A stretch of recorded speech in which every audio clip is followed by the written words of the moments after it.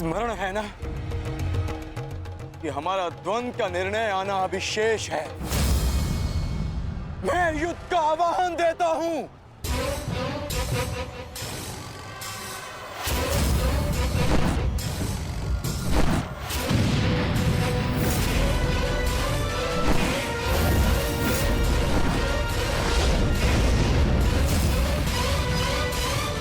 सावधान द्रुपद।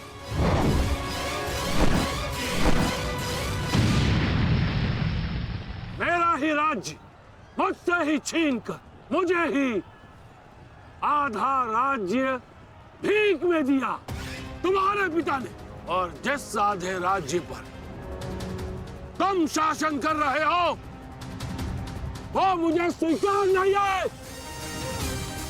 इस अपमान का प्रतिशोध आज अवश्य लेकर रहूंगा। जो अपनी पुत्री का अपमान होने से न रोक सके वो अपने राज्य और अपने सम्मान की रक्षा क्या करेगा? तुम उस विषधर के समान हो जिसके विषदंत टूट चुके हैं। मेरी बात मानो और समर्पण कर दो, तुम्हारे प्राण बचे रहेंगे। प्राण तो अब तेरे नहीं बचेंगे।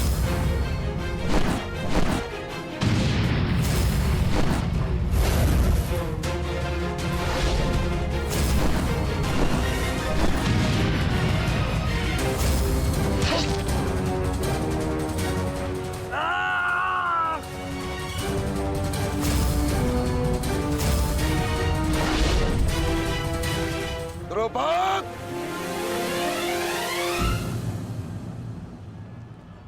तुम्हारी शत्रुता केवल मेरे साथ है, उसका प्रतिकार तुम मेरे पुत्र से मत लो, अन्यथा अनर्थ हो जाएगा। तुम्हारी गुरु दक्षिणा में मिला हुआ मेरा आधा राज्य तुमने अपने पुत्र को दिया, तो तुम्हारी शत्रुता का मूल्य भी तुम्हारे पुत्र को ही चुकाना होगा। सावधान।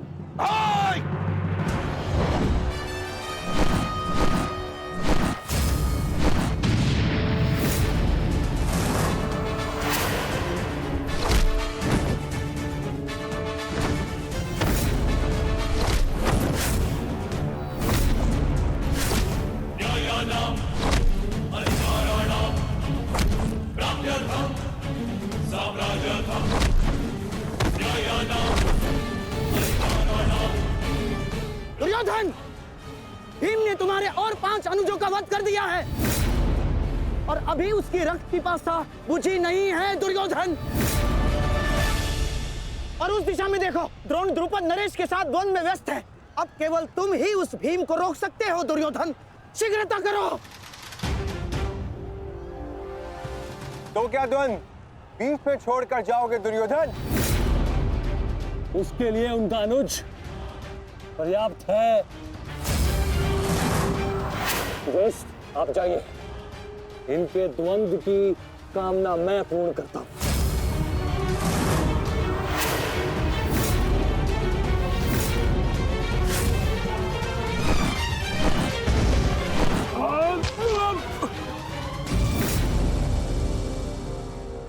बार बार मुझे छोड़कर मेरे पिता पर वीरता क्यों दिखाते हो आचार्य? मुझसे द्वंद्व करो, मेरे जीवन का एक ही उद्देश्य है और वो है मेरे हाथों आपका वध। तब तक तुम्हें प्रतीक्षा करनी होगी धृष्टद्युम्न, क्योंकि जब तक द्रोण के हाथों में उसके शस्त्र हैं, स्वयं काल भी उसका वध नहीं कर सकता। और स्मरण रहे धृष्टद्युम्न, तुम्हारे साथ साथ तुम्हारे जीवन का ये उद्देश्य भी उपहास बन के रह जाएगा। शस्त्र त्यागने की क्या आवश्यकता है द्रोण? प्रेम, सम्मान, धर्म तो तुम पहले ही त्याग चुके हो। मेरे पिता तुल्य गुरु और अपने पिता महर्षि भरद्वाज पर तो तुम लांछन भी लगा चुके हो। तुम्हारी आत्मा तो कब की मर चुकी है द्रोण, कब की। अब केवल यह शरीर है, इसे त्यागने का समय आ गया है और वो समय अभी है। सावधान द्रुपद।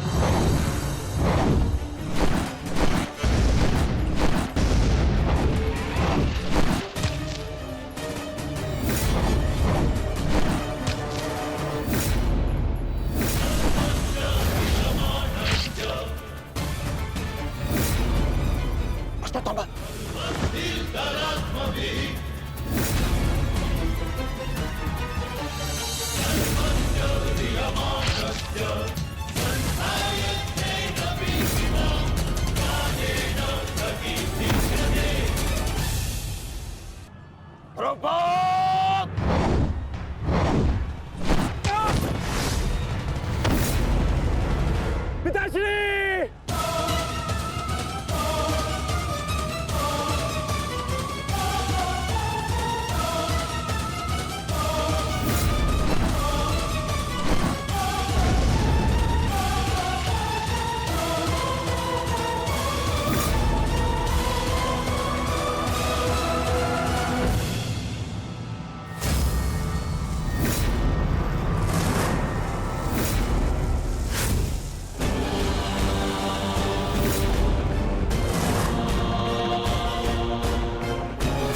सावधान अश्वत्थामा!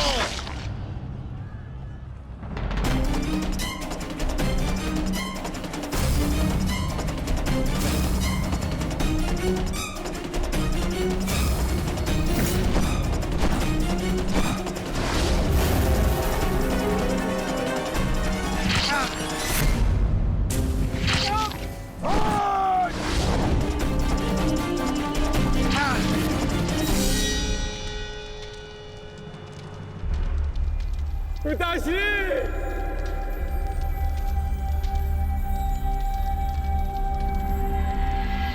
आचार्य द्रोण ने क्रोध में आकर अपने अग्नि शस्त्र से पांचाल नरेश को जीवित जला दिया है महाराज। अर्थात आचार्य द्रोण ने अपना वचन पूर्ण किया। उन्होंने द्रुपद का वध कर ही दिया। तुम देखना संजय, तुम देखना संजय, एक दिन पांडवों का अंत भी निश्चित है। और दुर्योधन? दुर्योधन कहाँ है संजय?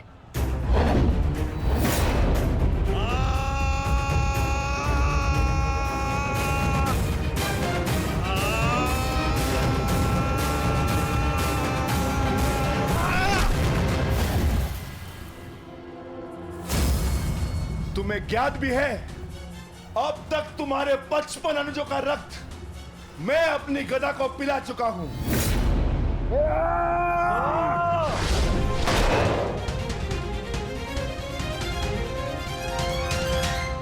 अश्वत्थामा!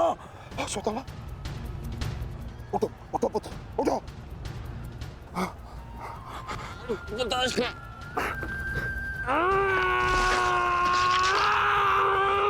पुत्र, पुत्र, पुत्र, तुम बहुत अधिक चोटिल हो गए हो।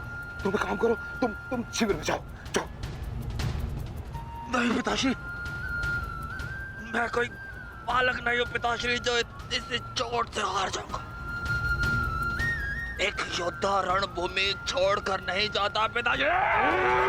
मेरी बात मानो, तुम्हें बहुत आवश्यक है वहां जाना। जाओ शिविर में जाओ, जाओ पुत्र, मेरी बात मान लो, जाओ, जाओ पुत्र। अनर्थ कर दिया तुमने द्रोण। मुझे मेरे पिता की मुखाग्नि देने का अवसर भी नहीं दिया। अब तुम्हें आर्य भी मेरे हाथों से नहीं बचा सकते।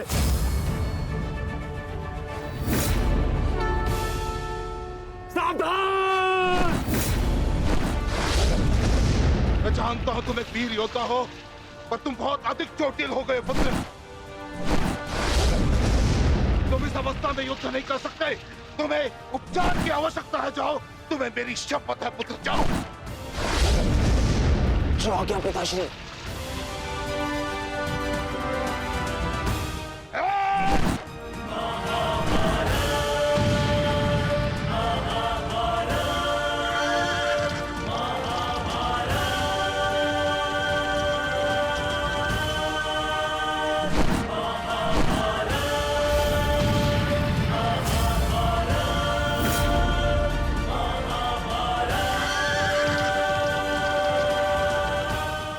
अश्वत्थामा जा रहा है पार्थ।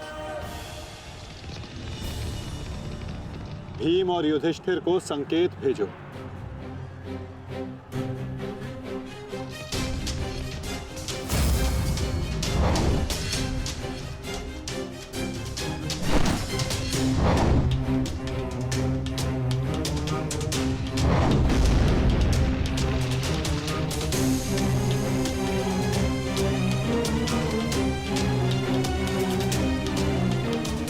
अर्जुन कोई संकेत दे रहा है।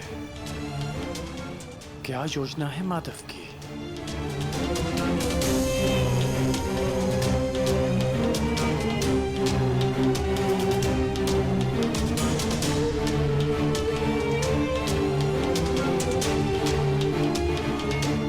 जाना तो नहीं चाहता, परंतु माधव का संकेत है, मुझे जाना होगा।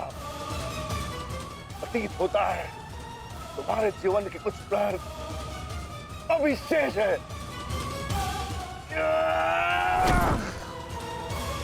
जाओ, जी लो।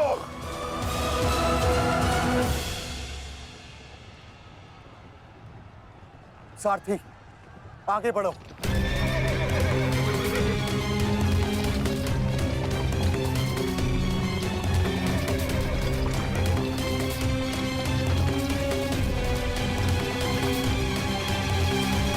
नहीं ध्रुव, तुम्हें जाने की अनुमति नहीं है।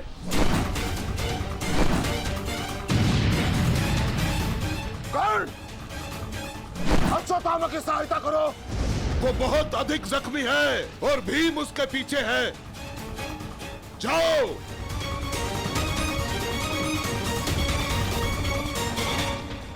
नहीं, मैं कर्ण को जाने नहीं दूंगा आचार्य।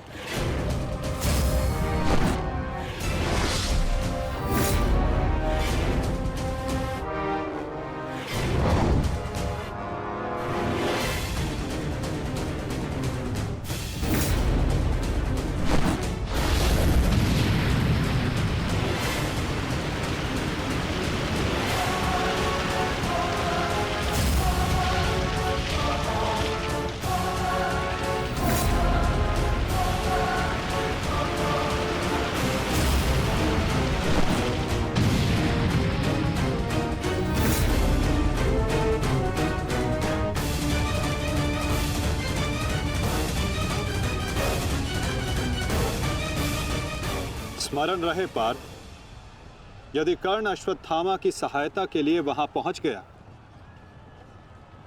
तो हमारी योजना विफल हो जाएगी।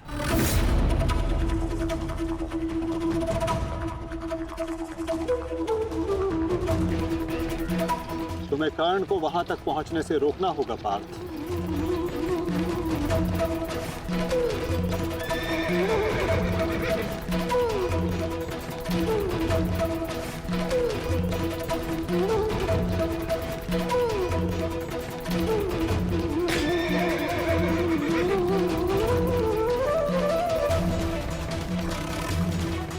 हमें केवल अश्वत्थामा के साथ बने रहना है।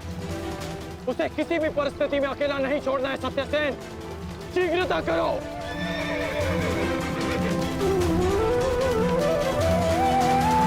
माधव, हमें कर्ण को रोकना होगा, अन्यथा हमारी योजना विफल हो जाएगी और आचार्य द्रोण का वध करना असंभव हो जाएगा।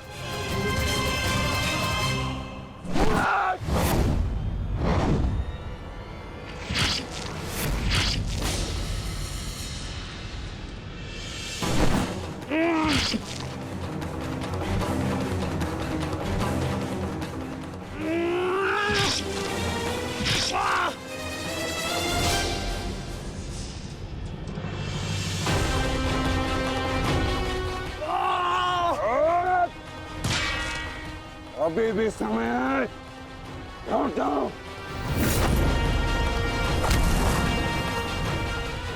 मैं तब तक यहां से नहीं लौटूंगा जब तक आपके प्राण नहीं ले लेता आचार्य।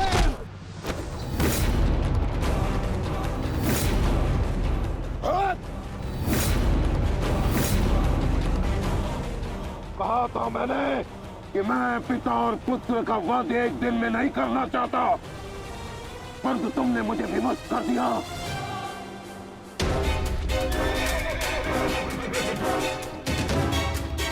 चलिए माता, कर्ण के पीछे चलिए। नहीं पार्थ, इस समय दृश्यद्युम्न को हमारी सहायता की आवश्यकता है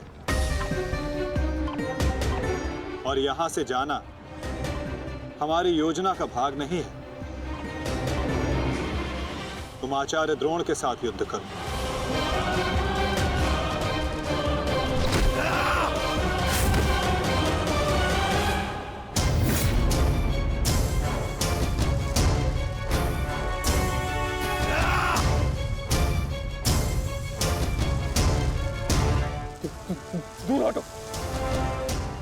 दूर हटो। अन्यथा परिणाम ठीक नहीं होगा। दूर हटो। देखा देश, अंत समय आने पर भी कुछ मूर्खों की अकड़ नहीं जाती। उनकी अकड़ उनके मृत्यु के साथ ही जाती है।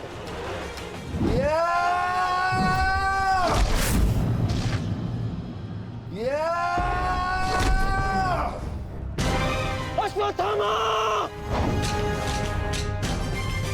अब तुम्हारा अंत आ गया अश्वत्थामा। अश्वत्थामा!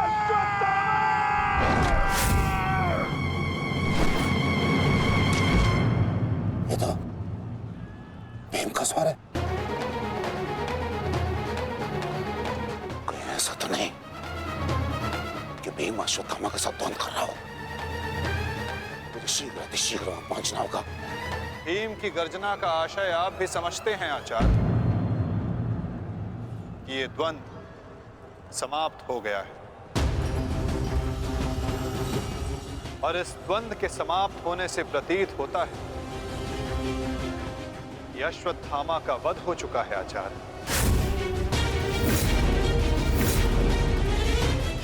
असंभव, असंभव नहीं है माधव। तो द्रोण का पुत्र अश्वत्थामा, और जब तक द्रोण जीवित है अश्वत्थामा को कुछ नहीं हो सकता। मेरा हृदय कहता है कि मेरा पुत्र जीवित है, कुछ नहीं हुआ उसे। और वैसे भी मुझे आपके बातों पे विश्वास नहीं है माधव।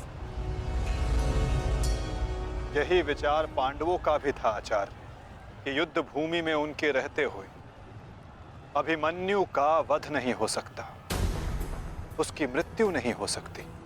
परंतु ऐसा नहीं हुआ आचार्य। जब काल के रूप में जयद्रथ आ सकता है,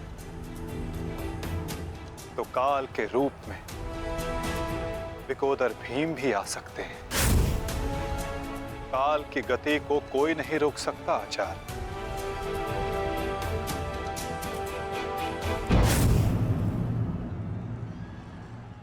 सावधान भीम!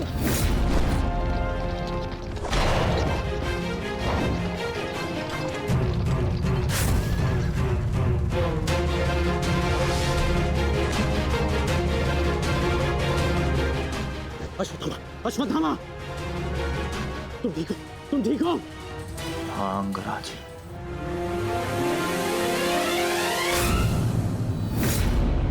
ये तो भीम पुत्र सुत्सोम है।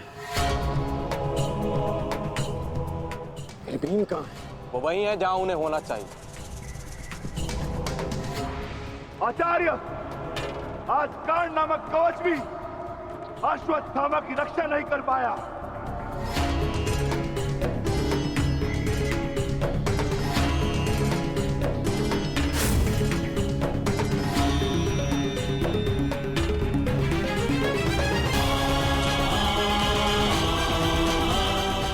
ये पांडवों की योजना है।